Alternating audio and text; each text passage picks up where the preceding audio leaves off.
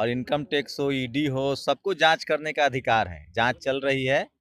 दुख इस बात का है कि जब बैंक अकाउंट फ्रीज किया जाता है तो बकायदा नोटिस दिया जाता है, समय दिया जाता है। हमको कुछ नहीं दिया गया। लोकसभा चुनाव के समय हमें नोटिस भेज दिया गया ब्रॉडकास्टिंग मिनिस्ट्री से कि आपका चैनल बंद कर देंगे, वजह भी नहीं बताएंगे। नेशनल दस्तक को सरकार को नेशनल दस्तक से डर नहीं है। जो सत्ता में जो जातिवादी मनुवादी लोग बैठे हैं ना, चाहे चपरासी हो या चीफ जस्टिस हो, चाहे जुडिशियरी में हो, मीडिया में हो, ब्यूरोक्रेसी में हो, उनके पेट में दर्द। मीडिया जो है वो जातिवाद का अभेद किला है। आप हाई कोर्ट सुप्रीम कोर्ट में जज बन सकते हैं, कॉलेजियम भी अब जज बना रहा है SC ST OBC को। टीवी अखबार में एक संपादक नहीं है SC ST OBC। और आरोप कुछ नहीं, उनका कहना है कि पैसे का इनकम टैक्स की जांच होता है, मतलब आपने पैसे की गड़बड़ी की होगी। तो इस देश में मैं पहला आदमी थोड़ी हूँ। मायावती जी पर आरोप लगा, मुलायम सिंह यादव पर आरोप लगा, लालू यादव जी को तो जेल में। इस देश का सारा बहुजन नेता भ्रष्ट हो जाता था जब टीवी अखबार था। छत्तीसगढ़ के जाबाज पत्रकार मुकेश चंद्राकर की हत्या के बारे में आप तमाम लोगों को पता है किस तरह से सत्ता संरक्षित गुंडों ने उनके लाश को सेप्टिक टैंक में डाल दिया था। वहीं देश के सबसे बड़े शानदार पत्रकार शंभू सर का बैंक अकाउंट नेशनल दस्तक का फ्रीज कर दिया गया है। इस तरह से पत्रकारों को किस तरह से टारगेट किया जा रहा है, जो खास करके बहुजन समाज के पत्रकार हैं, बहुजन समाज के इशू पे बात करते हैं, फ्रंट फुट पे बात करते हैं, उसी को लेके बात करेंगे। सर हैं सर, खबरें तो आप छत्तीसगढ़ कर ही रहे थे, इसी बीच आपके साथ भी एट्रोसिटी हो जाती है, आपका भी अकाउंट फ्रीज किया जाता है। क्या मामला है, पहले क्या नोटिस आया था, उसको लेके बता दीजिए। देखिए, हम लोग भारत के नागरिक हैं, भारत के संविधान को मानते हैं और इनकम टैक्स हो, ईडी हो, सबको जांच करने का अधिकार है। जांच चल रही है।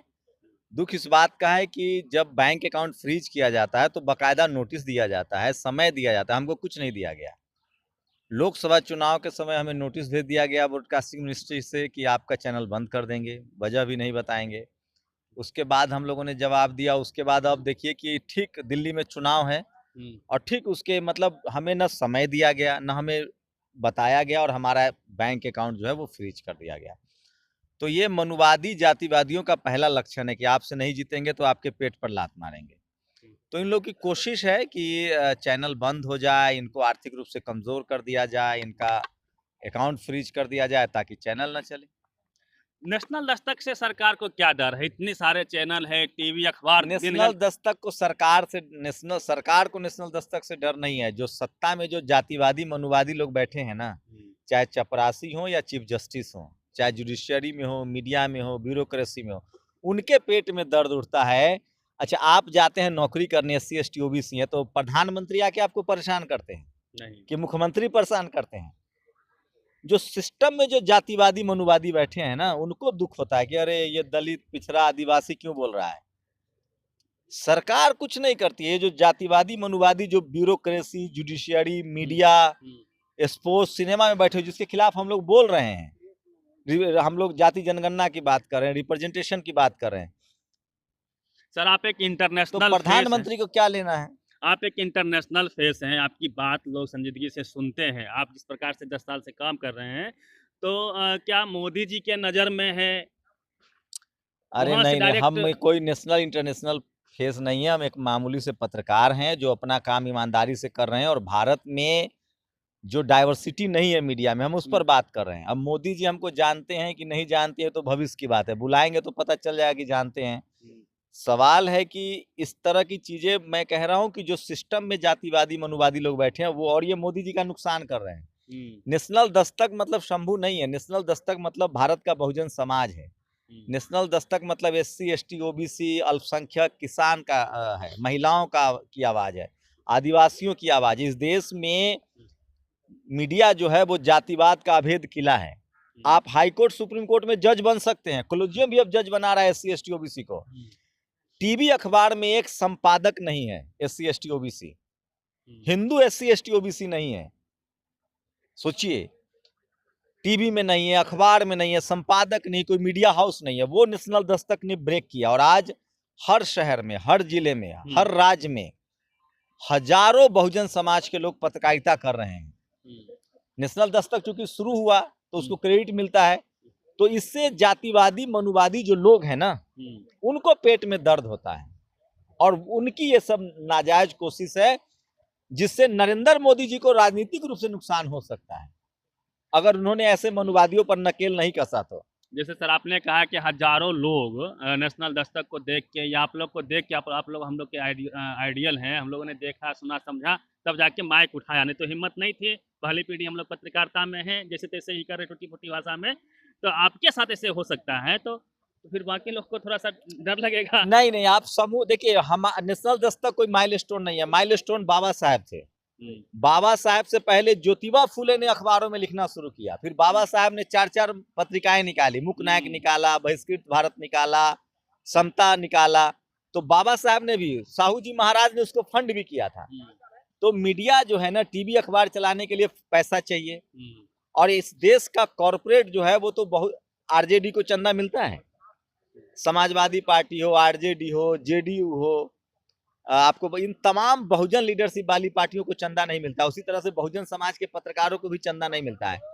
ये तो यूट्यूब सोशल मीडिया जो कि इंटरनेशनल कंपनी है, तो ये थोड़ा इसमें जो उसका रेवेन्यू सिस्टम है उस वजह से ये संभव हो पा रहा है। सवाल है कि ये जैसे ही SC ST OBC के लोग, अल्पसंख्यक समाज के लोग इन तमाम चैनलों को करोड़ों में सब्सक्राइब करेंगे और मनुवादी मीडिया, जातिवादी मीडिया का विरोध करेंगे, उनको देखना बंद करेंगे, तो और सोशल मीडिया मजबूत होगा। इसलिए घबराने की जरूरत नहीं है। समाज अगर आपके साथ है तो इस देश में 90% हमारी आबादी है। 1-1 रुपया भी लोग देंगे ना, तो ऐसे लाखों नेशनल दस्तक चल सकता है। 1-1 रुपया लोग देना शुरू कर देता, तो चिंता नहीं करनी है। ये लड़ाई है, संघर्ष है, ये जातिवादी मनुवादियों की पहचान है।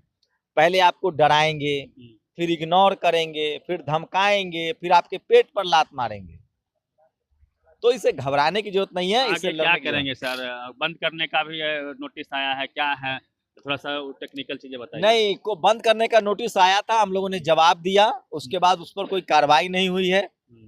अब अकाउंट फ्रीज किया गया है, समाज साथ है। क्या आरोप क्या है आपके ऊपर? कोई नहीं, हम लोग कोई बेईमान नहीं है कि भाग जाएंगे। वी विल फेस, हम उसको फेस करेंगे।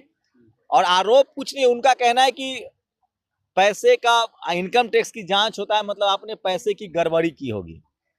तो इस देश में मैं पहला आदमी थोड़ी हूँ। मायावती जी पर आरोप लगा, मुलायम सिंह यादव पर आरोप लगा, लालू यादव जी को तो जेल में। इस देश का सारा बहुजन नेता भ्रष्ट हो जाता था जब टीवी अखबार था। तो मनुवादी का आप मनुस्मृति पढ़े हैं, मनुवाद का पहला काम क्या है? अगर तुम शूद्र हो, अति शूद्र हो और अछूत हो तो संपत्ति का अधिकार नहीं है, व्यापार का अधिकार नहीं है, तुमको हमारी नौकरी करनी है, हमारी कारगुजारी करनी है। तो ये तो मनुवाद का पहला लक्षण है कि आपके पास संपत्ति नहीं होनी चाहिए। पेट पे लात मारना, हाँ, प्राथमिकता है। आपको काम करवा के मजदूरी नहीं देंगे। तो इसकी आंच सर अन्य बहुजन यूट्यूबर पर भी आ सकती है। क्या एक शुरुआत है या फिर क्या लग रहा है? बिल्कुल, अगर नेशनल दस्तक झुक गया या नेशनल दस्तक के साथ देश खड़ा नहीं हुआ तो बाकी लोग के साथ भी होगा। अभी हाल में एक पत्रकार मुकेश चंद्राकर, जाबाज पत्रकार थे, मैंने इंट्रो में उनका नाम लिया, उनकी भी हत्या कर दी गई बेरहमी से। उसको लेके कैसे देखते हैं? देखिए, पत्रकार अधिक असुरक्षित। देखिए नहीं, देखिए जिस देश में डेमोक्रेसी होगी वहां पत्रकारों की हत्या नहीं होगी, लेकिन जिस देश में डिक्टेटरशिप होगा और पत्रकार ईमानदार होगा तो वहां हत्या होगी। मुकेश चंद्राकर को इसलिए याद, देखिए पत्रकार मारे जाते हैं, कॉन्फ्लिक्ट जोन में भी मारे जाते हैं। मैं सेना की नौकरी करता, मैं भारत की सेना में होता तो क्या मैं युद्ध के समय भाग जाऊंगा? तो मैं गद्दार कहलाऊंगा। अगर मैं मास्टर हूं तो बच्चे को नहीं पढ़ाऊंगा तो गद्दार कहलाऊंगा। अगर मैं टीचर हूं, अगर मैं पत्रकार हूं और सरकार से सवाल नहीं पूछूंगा मारे जाने के डर से, तो मैं गद्दार हूं। अगर मैं जाति की वजह से, धर्म की वजह से सवाल नहीं पूछूंगा तो गद्दार हूं। मुकेश चंद्राकर ईमानदार थे और वही असली पत्रकार थे। इस देश में पत्रकारिता ईमानदार हुई है पिछले 10 साल में, जब बहुजन समाज के लोग पत्रकारिता में आए हैं। न तो इस देश की मनुवादी मीडिया कभी ईमानदार नहीं रही है।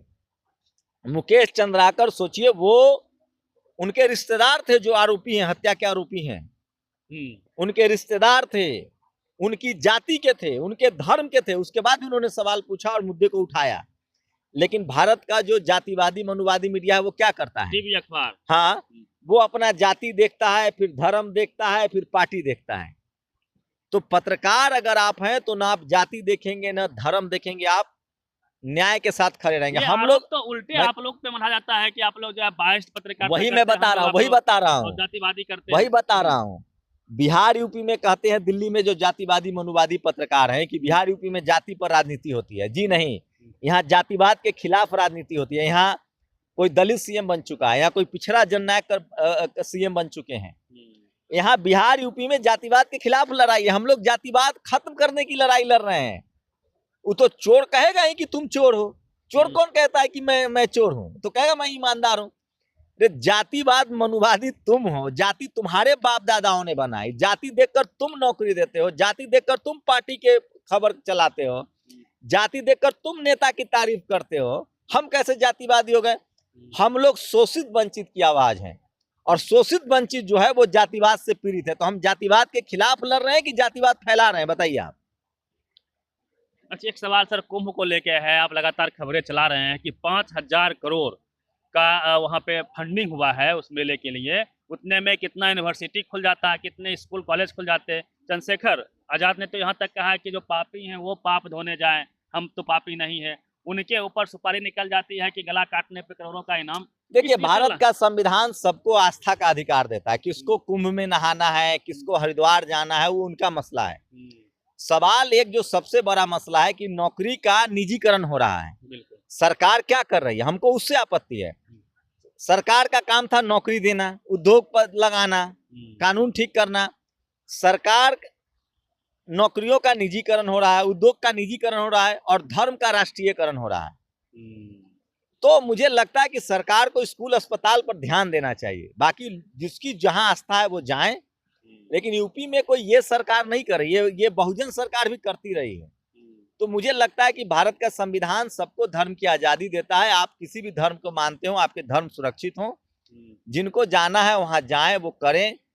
लेकिन सवाल है कि जो लोग वहां जा रहे हैं उनको अपने रोजी रोटी पर भी सोचना चाहिए, और हम लोग रोजी रोटी वाले पत्रकारिता कर रहे हैं। हम लोग किसी धर्म के खिलाफ नहीं है। अच्छा, एक रोजी रोटी की आप सर बात की, आखिरी सवाल है। बिहार में रोजगार मांगने पर बीपीएससी को प्रोटेस्ट को देख लीजिए, तमाम तरह के प्रोटेस्ट होते हैं, युवाओं पे लाठीचार्ज होते हैं। वही अच्छा, अब हमको पॉलिटिकल, अच्छा हम मुख्यमंत्री हैं नहीं, हम पॉलिटिकल पार्टी के नेता हैं, तो हमसे इस सवाल क्यों पूछ रहे हैं? हम तो पत्रकार हैं, पत्रकारिता पर सवाल पूछ लीजिए। सर, पेज का रीच कम कर दिया गया है क्या? हाँ, आपके पेज का रीच या फिर बहुजन पत्रकार जो भी चैनल्स हैं। अरे सब साम दाम दंड सब होगा, इससे लड़ते रहिए। जो लड़ेगा वही जीतेगा, घबराने की जरूरत नहीं। और पत्रकारिता में आए हैं, आप बताइए, आप मैंने कहा ना, आप सेना की नौकरी करते हैं तो युद्ध के समय भाग जाएंगे। आप पत्रकार हैं तो तमाम तकलीफें आपको उठानी पड़ेंगी। आपको क्या लगता है रेड कार्पेट बिछा दिया जाए आप लोगों के लिए? तब आप पत्रकार नहीं है, दलाल है। सरकार आपको परेशान नहीं कर रही है, सिस्टम आपको परेशान नहीं कर, इसका मतलब आप पत्रकार नहीं है। ये शंभू सर की पहचान है। इतनी परेशानी के बावजूद भी कह रहे हैं कि हम पीछे नहीं हटेंगे। ये दम है इनका, और दम है कितने दमन में तेरे देख लिया है, देखे